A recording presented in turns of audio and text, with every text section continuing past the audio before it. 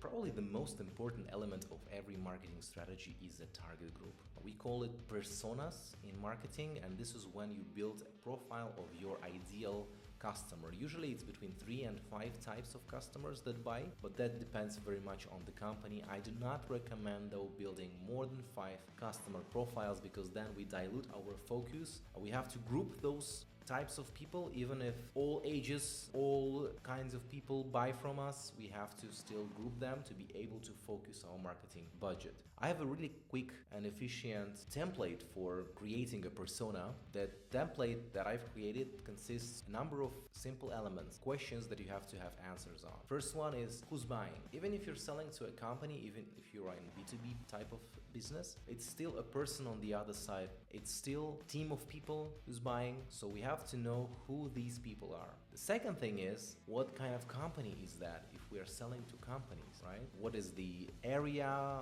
where they're from, what is their industry, all these kinds of questions. The next thing would be other decision makers. Even if it's a B2C client, a person is buying a car, let's say it's a guy, he's probably influenced by his family or his friends, people we have to at least think about who have an influence on their decision. Then we usually mention a few examples, preferably from our own client base, companies that fit those descriptions, so we know exactly what kind of companies these are. It's making also it much more easier for the future to reach out to similar companies and saying, hey, we already work with Philips, now we talk with Gillette, and we tell them that we can do a similar job for them, for instance. Next thing would be product or service that they buy. We have to know exactly what kind of car this person is buying, for instance, and whether it's a family car or it's a sports car. Different people have different priorities in life, so we have to know what kind of products to sell to what kind of people, potential clients. Then we have to analyze the problem that they have. Why do they want our product or service in the first place, and what are their expectations? Whether the product has to be cheap, expensive, exclusive, has specific features, and so on. We have to think about those things and write them down in this template. And then we have to craft our response to these expectations and the problems that the person has. And the last thing that you create within this exercise is objections. What kind of objections might they have? We have to know our competitors. So if they say that competitors have the same product for a cheaper price,